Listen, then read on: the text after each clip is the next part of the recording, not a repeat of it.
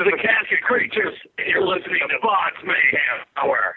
Welcome to BODS Mayhem Hour, your source for all hard rock, heavy metal, new metal, alternative, punk, horror punk, hardcore, rock, and all local bands, with your host, John the Bod, a.k.a. the Bodfather. Hey everybody, welcome to BODS Mayhem Hour. I'm your host, John the Bod, a.k.a. the Bodfather. As always, I'm bringing you guys awesome interviews. And today I want to welcome back some friends of mine I've interviewed last year. But I want to welcome back the Casket Creatures. What's going on, you augerheads? What's going on, man? Good to be back. It's been too long. Yeah.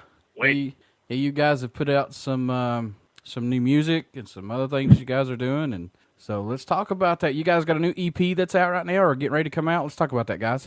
Yeah, man. We actually just released it last month, and I mean, it's a huge, like, it really shows like where we've come as a band. It's a big jump from our typical sound. I mean, it's a lot darker, a lot more evil and in your face, but it really captures, you know, the new lineup and really like where we are as a band. And it's called She Screams, and you get it on all the online sites. You can get physical copies from CD Baby.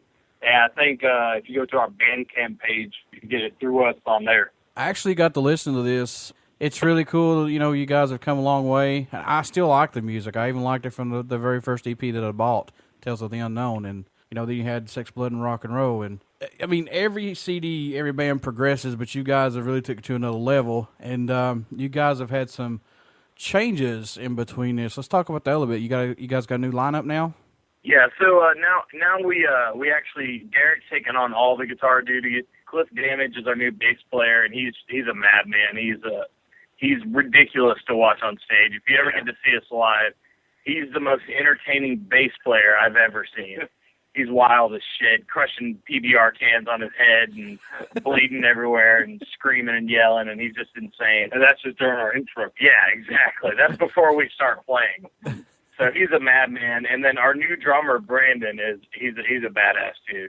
So we've really pulled together the lineup now, and we've really gotten it to a point to where like things are just more fine-tuned than they used to be. It's like I definitely feel like we're tighter than we ever been lineup-wise.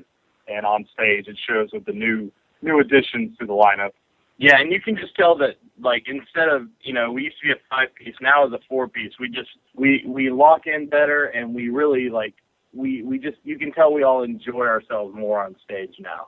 You know, we really can let loose, and we don't have to worry about anybody, you know, falling apart or anything happening. I mean, everything's just, you know, just really tight now with the new lineup. So we're real happy with how everything's going right now. That's really good. It's all about chemistry. Yeah, exactly. That's what it comes down to. And I think we finally found that, you know, that magical lineup that, you know, is really taking us in the right direction. I wanted to say this before we get any further. I forgot to introduce these guys, and it's my fault. We've got Ryan and we got Derek on here. Supposedly Derek likes the show. I don't know, but we'll see. Hey now. I told you what happened. It was out of my control. I want to go back and talk about the new EP here, She Screams. With the new lineup, are these guys on the new EP? Yes. Yeah, and this is a new lineup, our new sound, I mean, our new direction. The She Screams represents where the Casket Creatures are as a band right now. Mm-hmm. And so far the reception's been incredibly overwhelming and extremely positive reviews so far. So I'm glad everybody enjoys it. What are some of your guys' favorite songs off the EP? All of them? Yeah. Yeah, I mean, you know, it's 7 tracks, and, you know, honestly, I'm really fond of each one. You know, Get Killed Motherfucker is our opener now, and that, you know, that opens up the CD, and it's just ferocious. It's in your face. It's nonstop. It's brutal. It's about murder, and, you know, that song really sets the stage for the album's like. But, I mean, there's also, you know, She Screams, the actual title track of the album, which is about a demonic possession that went wrong. And, you know, it's just each song tells a different story, and they all have a different feel. Nothing sounds alike. Like, there's no 2 songs that sound the same. You know, we're real fond of all of them. I'd say the crowd favorite right now is Zombie Werewolves from Outer Space, which is the only one on the album which isn't very dark. It's actually pretty hilarious. Yeah. But that one seems to be a crowd favorite, so that's become a staple of all our shows now. Yeah, that one's, I guess, if I had to lean towards a favorite, it'd probably be that one or Haunted. But I love Zombie Werewolf just because it all started out as a joke, and then now it's escalated into something that is just way out of hand. And we close our set with it, and then we'll have the entire crowd. Yeah, we get the crowd involved in at the bridge section when it's just the vocals and drums, and it just turned into a monster. I seen Zombie Werewolf on it and got to listen to it, and I was like, this is actually pretty good. You guys have unleashed these songs live. What are some of the reactions that the fans are giving you guys back off of it? So far, everyone really likes Haunted. That's one that really gets the crowd singing along. Get Killed Motherfucker, we've actually been playing pretty much since Sex, Blood, and Rock and Roll came out. I mean, we've been playing it for a long time. It just, never got recorded until She Screamed. So, that one's been going on for a while. But so far, I mean, honestly, we really don't even hardly play anything off the first album anymore. It's mainly Sex, Blood, and Rock and Roll and this new one. And it's just because, we just really have a good time playing these new songs. I mean, each one's just so different, so exciting to play, So, and right now, like, it really seems like the crowds really get a good reaction from the new stuff, especially Zombie Werewolf. I think it's really cool that you guys are bringing a little bit of twist of paranormal into your set, too. Oh, absolutely. Yeah. That's honestly, that's my favorite thing to write about. Mm-hmm. Yeah. Yeah, we're all really into the paranormal and the supernatural, and it's there wasn't many ghost stuff on previous albums, but on the EP we touch on it a couple times. So yeah, it's really cool. Ghost, demonic possession, that's my bread and butter as far as lyrics. I mean, I've been in the paranormal field for when I did it for 5 years. I still like it, but I brought something home, and that really stopped me from doing it a lot. Oh. That's some truly scary stuff right there. It is. It really is. And I like to say this to anybody that's out there who thinks it's a joke. Trust me, it is not a joke. No. I will tell you that hands down. No, I believe there's shit on the other side. I've got stuff to prove it. It takes you back, and I don't want to throw off on the interview here or anything, but I just want to let people know that what you see on TV is not legitimate, but when you're out doing it for yourself, the crap gets real quick. It's a whole other world out there with yourself instead of, watching some bullshit on TV. Yep, that's exactly right. I don't think I've heard another band. Now, I could be wrong because I listen to a lot of music, but I don't think I've heard another horror punk band that's actually done anything paranormal-wise in their songs. I honestly, I feel like a lot of it, tends to be about, kind of like the B movies and, the slasher films and stuff, which I love all that shit too, don't get me wrong. But when I sit down and write, like we don't even have time on this podcast for me to talk about all my paranormal experiences that I've had personally. Wow. But it's something that I enjoy writing about, I'm truly interested in. And it's like if I sit down and I write a song about like a ghost or like, and a lot of them are based on real, stories, that a lot of stuff we write about. And, I'll sit down and write about it, and when I'm writing about that stuff, the lyrics just flow out of me. And, some of the other stuff, it's a little harder for me to write, and it's just like the paranormal stuff is really what I enjoy writing about. So you're probably going to see a lot more of that. Like, actually, we wrote a song today that involves, the occult and, black magic and necromancy. Yeah. All that shit. So, we wrote a song about that today. So, that's the direction we're going in for sure. I see a lot of your posts, and I think this is really cool that you guys took it this route. These guys play a lot of shows, ladies and gentlemen, but they also do wrestling events. Let's talk about that. Yes. Well, we've been referred to as the house band of Monstrosity Championship Wrestling. We're not the only band that plays it. There's a lot of great bands that play it, but, honestly, like, we love playing that event. And basically, it's a wrestling event with monsters in it. You will see Dracula fight the Wolfman or the Kentucky Wolfman. But, they have all these different characters, Invisible Man. There's, he's my favorite. Yeah, exactly. And they get involved with, zombie wrestlers that have died in actual wrestling. They bring them back as zombies. And, like Zombie Big Boss Man. Yeah, and it's probably the coolest combination I've seen. Oh, it's so good. It's so entertaining. And actually, this past October, they did shows at Six Flags. And we actually play Six Flags every year, too. And it was really cool because we got to watch wrestling all day and then play the big stage at Six Flags afterwards. It was awesome. That's really cool. Yeah, we try to really stay connected with Monstrosity Championship Wrestling. And if you're interested in it, please look them up and support them because they're really growing. And we really hope at one point you'll be able to turn on the television and watch Monstrosity Championship Wrestling. Oh, that is so cool. Monster, right? That's so awesome. You guys are wrestling fans just like I am, and we were talking about it before, but I just want to throw this out there a little bit. What's your take on WrestleMania 30? Bullshit. I feel the most disappointed I was with the event was, of course, the Lesnar-Undertaker situation, and I feel like they should have given the win to Bray Wyatt over Cena. Mm-hmm. And, that just makes, the bullshit Superman Cena thing keep going if he always wins. Like, come on. I'm tired of that. Yeah. Yeah, I would even call it predictable until fucking Undertaker lost, and then I'm like, well, it's not predictable, but still, goddamn. Yeah. Although, I think I can speak for Ryan and myself, we're both extremely happy Daniel Bryan's finally atop of the WWE. It's cool that they put him as a champion now and let him take it for now. Yeah, it's awesome because, he's been getting screwed over since August of last year, and then to finally see it, all work out at WrestleMania, I thought that was pretty cool. Of course, they'll lose it. Oh, well, yeah.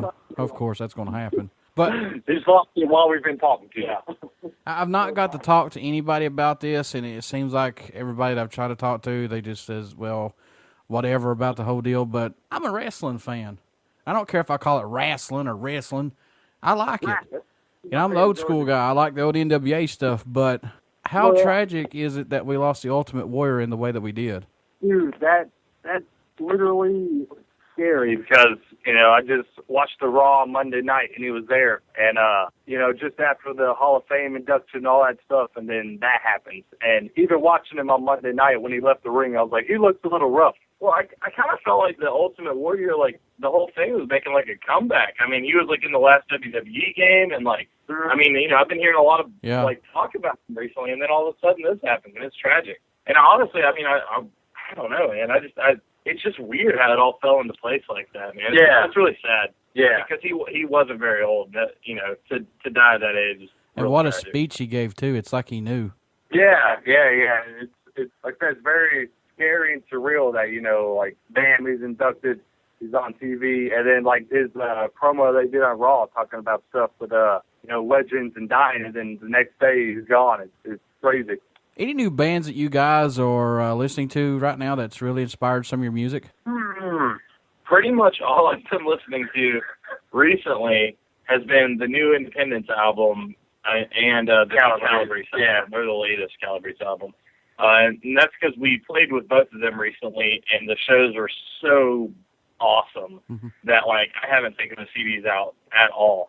But overall, we have a lot of inspirations. It goes all over the place. We're all, big Cooper fans.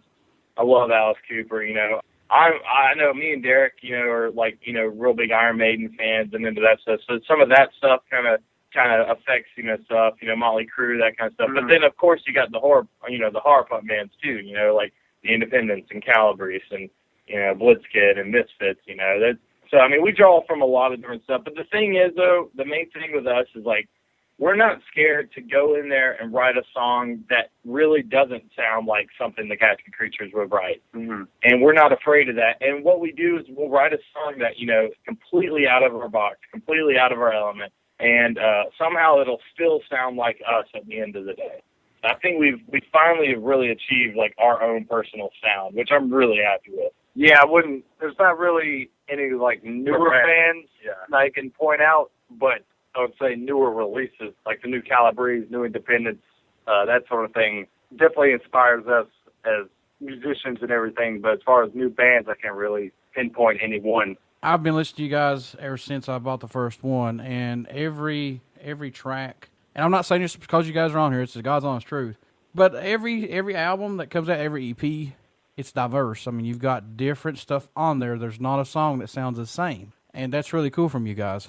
Yeah, we definitely appreciate that, man. Thank you. And that's what we definitely strive to do is we don't want to put out the same thing twice. So we always try to go out of the box. And when we recorded 6 Button Rock and Roll, that was my shit. I was like, yes, this is awesome. And then, you fast forward a couple months, we do a new EP. I'm like, this is the greatest stuff I've ever written. Yeah. And, just hopefully, we're already, new stuff we're working on today sounds better than that stuff. So, the next release will be even better than the EP. And by the way, we're going to announce it here. You're getting the exclusive. The next album is going to be Tales from the Unknown Part 2, and it's going to be like probably around 20 tracks. It's going to be insane. Wow. So you've heard it first. Yes, it's true.